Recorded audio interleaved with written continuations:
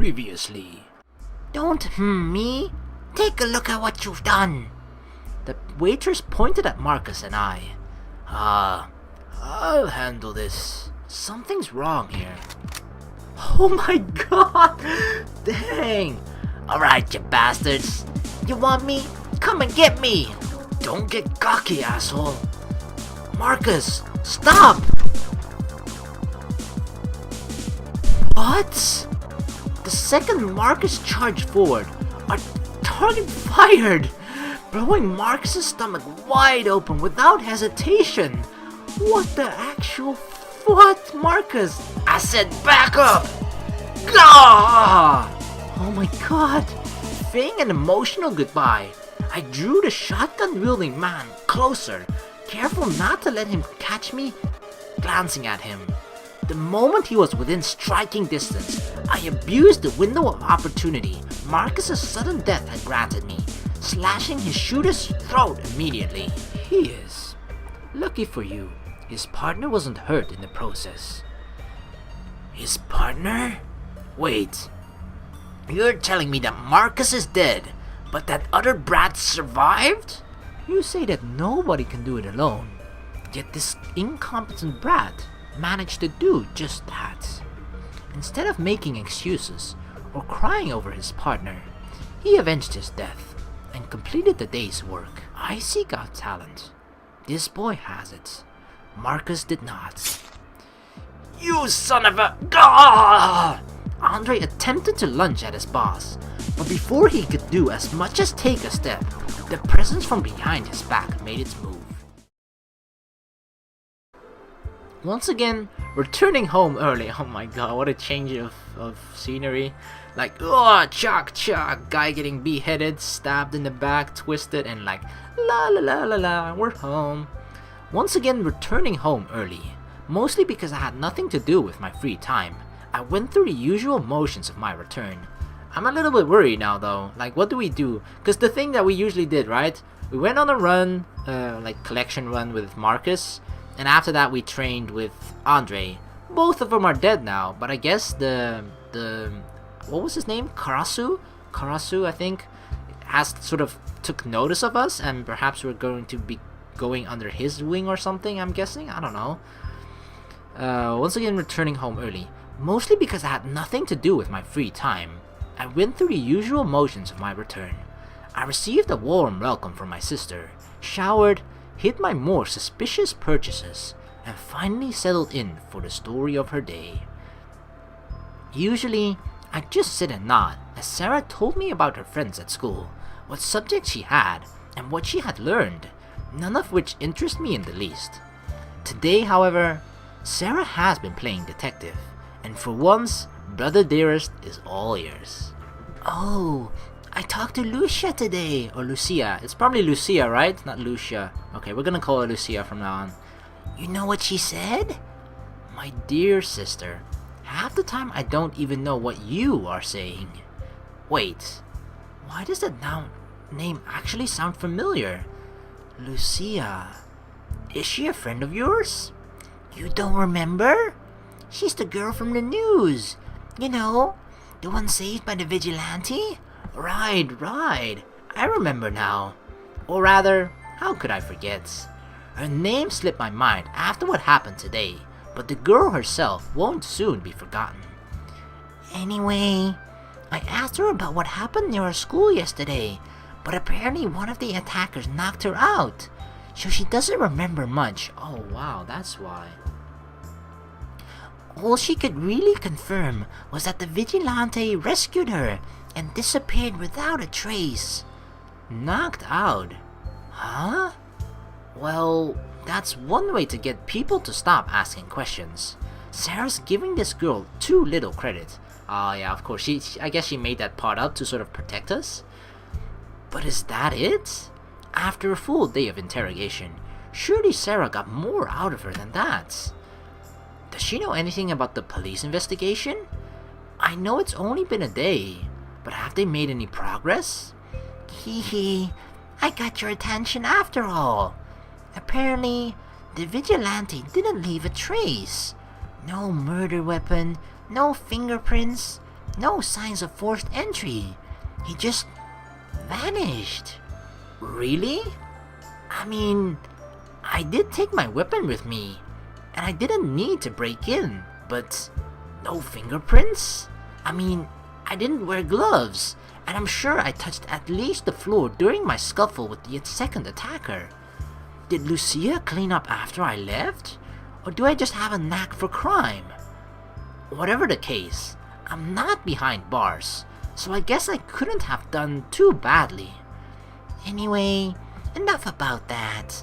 How was your day, Bloody? You're back early again today. Did you change shifts or something? Ah, right. As far as Sara knows, I'm still working for Mr. Mudo, pulling long, physically demanding shifts at that damn warehouse. I guess things would be easier if I told Sara that my hours have changed. At least then I'd have more freedom to come and go as I please. But do I really want to lie to my sister any more than I already am? What? Oh my god. Why is this? It's like, should I lie to my sister? Or should we do something perverted? What the hell? This is so weird. Like, why that option feels so strange like this? It's just so clear that one out of the three options just doesn't really belong here. It seems so strange. But once again, I'm so tempted to do something. Like, to do that just for the sake because it's there. Like, holy crap. Oh my freaking god. I mean, incest is wincest, right? So it's a demo, guys. It's a demo. I'm gonna do it. Well, that's one way to derail a conversation. La-di-da. What the hell are you doing? It's awfully hot in here, isn't it? Not even remotely. Come on, join me. What? Wait a second. What are you? No, stop that. I don't want to. Okay, you should really stop there. Oh my god. There. Much better. Oh my god. You pervert! Oh my god, what the hell? What the freaking hell? Honestly, can't you ever just be straight with me? If something happened at work and you don't want to talk about it, just say so. If only it were that simple. Like, this is so stupid, right? Because this only makes her more suspicious of things at work. Like, it wasn't even that we answered. We just did something completely random that was supposed to take her mind off of things, and then it actually brought her mind more on that subject. Because, like, what? Why the hell did he do that? But the stuff I don't want to talk about is nothing like she's expecting. Rather than keeping quiet out of embarrassment or awkwardness, I'm doing so to stop Sara from being an accessory and to not relive such a terrible event. Even so, I do owe her some kind of explanation, and my work hours will probably continue to shift in the future. I'd better prepare Sara for what's yet to come. Well, I was going to wait until the change was finalized before telling you, but I've changed positions at work. Struggling to avoid my sister's prying gaze, I attempted to phrase my excuse so that it wasn't technically a lie. I did change positions after all, just not at the same workplace. A change in position? You mean like a promotion? She bought it. Yeah, something like that. That's great. It's about time they recognized how hard you work. Just you watch. Before long, you'll have a cushy office job where you choose your own hours. Yeah, I wish. I may have spent the better half of the day just killing time, but the day I get paid to do so is still a long way off. Still, I do prefer Sara's optimism to her skepticism. I'll take overly enthusiastic and unrealistic over gloomy and suspicious any day.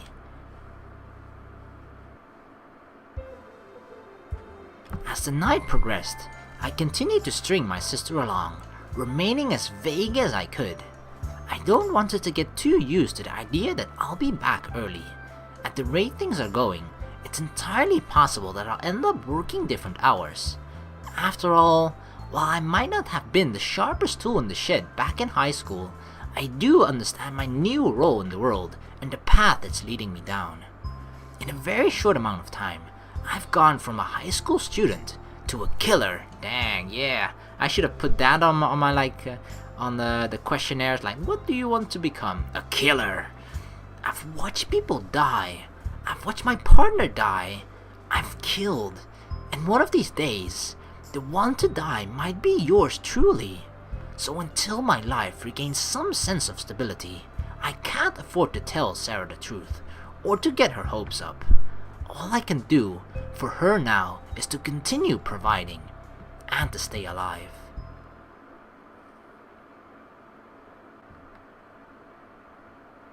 The next day.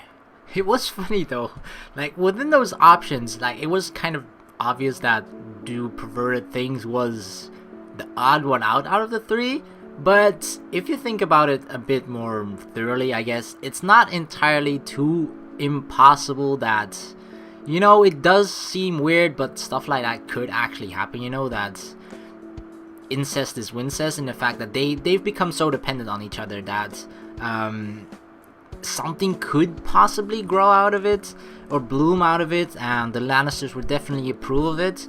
But the one thing for me that just sort of seems odd about it is that besides those two options where he's like, you have the option to be creepy or perverted towards her, in no other point of the dialogue is he hinting towards any way of affection towards his sister. It's just that the fact that he feels very protective of her and wants to provide for her.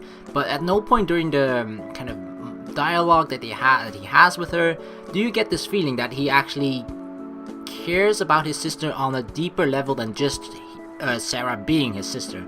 So that's why those two options kind of feel really strange to me, but nevertheless I can sort of understand why it could possibly be there. But I just feel like the fault lies a little bit in dialogue, which is why those options seem a bit more strange that they could actually be if it were a bit better, I personally feel. But it could be, I don't know how other people think about it, but yeah, stuff like that actually does happen, I guess. Not speaking out of experience here, of course, because what the fuck.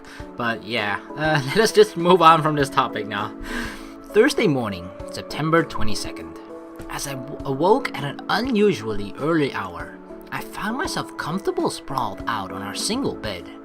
With Sara notably absent from my side, I had the entire bed to myself, and I enjoyed every moment of it. Just as my lengthy hospital stay and financial death had caused me to forget the taste of real food, so too had our living arrangements denied me such comfort. Having my own bed, a seemingly normal thing for a first world teenager, now felt like a dream come true. One that would only last for a single morning. But as that thought crossed my mind, so did a pertinent question. Where is Sara? Where is Sara indeed? Forcing myself to leave the comfort and warmth of my bed, I staggered down the hallway, barely able to remain upright. The hallway was still dark, telling me that I had woken up far too early for my own good, and off to the side, I could hear sounds of life from one other human being. Lights and faint murmurs were emanating from the living room, and as I approached the source of both, I found... What the hell? She's so obsessed with the television that she's sitting there watching? What the hell? The room is pitch black, apart from light coming off the television. Why on earth is Sara up this early? For that matter, why am I up this early? Not that it matters for me. It's not like I have to wake up early, given my new career. But as for Sara... Morning, butterfly. I sat down next to Sara, who was wrapped up in a blanket, cocoon style. Butterfly? Oh, come on. It isn't that hard to figure out. Sara really must be tired. Forget it. Anyway, what has you so captivated? The sun is barely even up yet. Is it really worth getting up so early? Sarah bobbed her head as she grunted, gesturing towards the TV. See for yourself, huh? And yet he didn't threaten you at all? Aren't you scared that he'll come back for you? Not at all. I mean, he did tell me not to talk to the police, but he never did threaten me. That sounds like a threat to me. Are you sure you didn't get a good look at his face? It wasn't a threat. I should have known you wouldn't understand. He told me you people would try to turn this into a witch hunt. You people?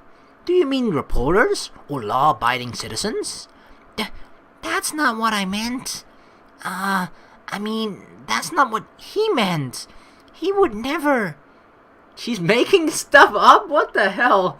I am so screwed. Even if she's just making things up, Lucia obviously can't be trusted to keep a secret. I thought I could leave her alone. I thought I could trust her to keep her mouth shut, after what I did for her.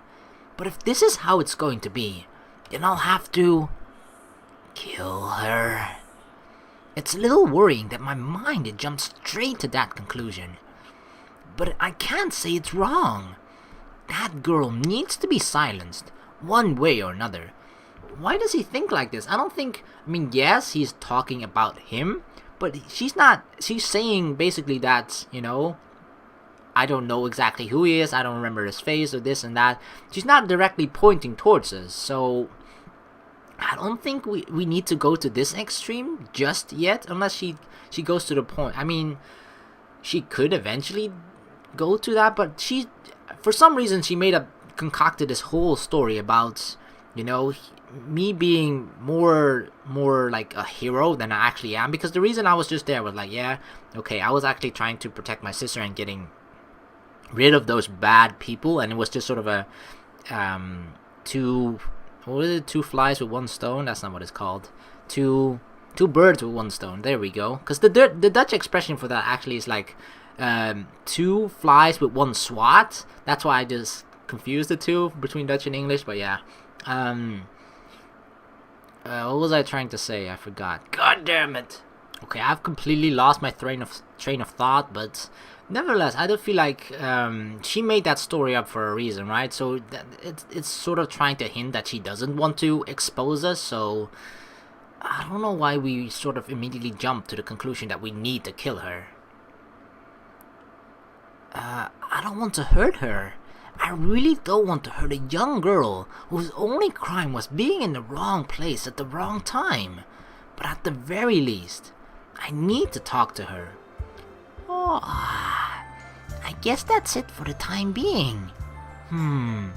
Still a few hours before school. What am I supposed to do now? Sarah, why are you not properly dressed? What? And the drawing from her earlier made it look like she was actually just in zombie mode, really obsessed with the television, looking at it like, oh my god. She's really obsessed with this whole situation and the vigilante thing and whatnot. But the way she looks now is just like, I woke up a little bit early just to watch the news, and then, yeah, just a little bit lack of sleep. But before, actually, in that other drawing, it just made her look like she was a zombie and she had just been up the entire night waiting for this piece of news to come or something. You could start by getting dressed. Dressed? Ah! Ha! What a strange sister I have. Indeed, what a strange family we are. As the hours slowly went by, the rest of our morning continued like usual. Sarah showered, got dressed, made breakfast, and inevitably left for school. I followed much the same routine, gleefully filling my stomach and lazing about as I wondered what kind of misery my work would bring.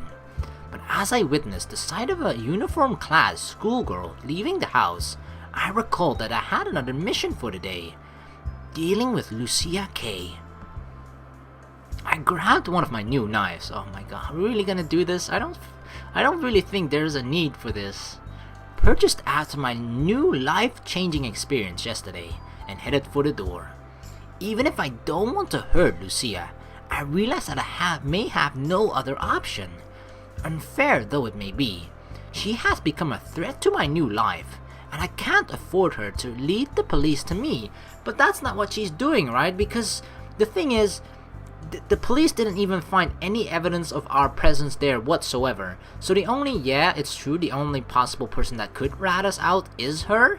But if you just listen to the story she has, like, sure, she wasn't that good at keeping to her story, but everything that she has said so far, none of it has pointed towards us. So why do we feel the need to go after her and that she is actually a threat? I don't think that she is. So maybe it's this, I mentioned it a little bit earlier, that perhaps this schizophrenia or his train of thought is just way different than mine, or maybe he's just become sort of really killer hungry now that he has done it before, or multiple times actually, and just is like, that's all he can sort of think about. I don't freaking know. It could be that we're slowly just turning into a killing machine, which is, you know, the promoted version of just killer. Because at the moment we're a killer, but someday we're gonna get a promotion. We'll just like level up to level 69 of killer, and then bam, we're a killing machine.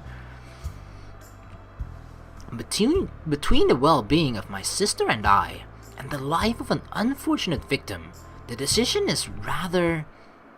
Suoh, Tesla. Just as I was about to leave the house, an unfamiliar man approached my front door. He wore a suit and openly carried a pistol at his hip, immediately giving me the impression that he was someone I didn't want to meet. Who are you? You'll find that out soon enough. For the time being, please come with me. You won't be performing any collections today. Oh, that must already give us a hint. Alright, that was the end of the sickness demo.